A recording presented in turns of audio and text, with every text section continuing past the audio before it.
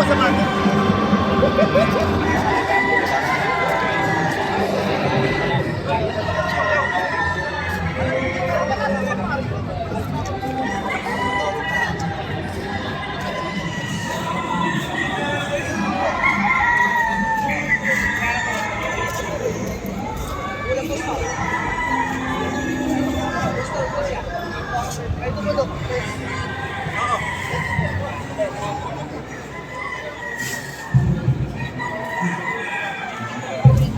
Kulit sa atin.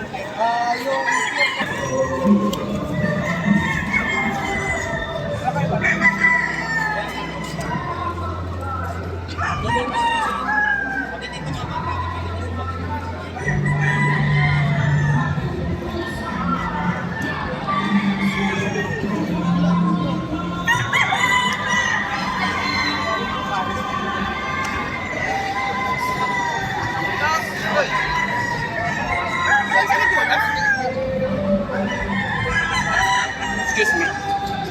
Alright, once again, mga ka-excellence, sa mga gustong nandun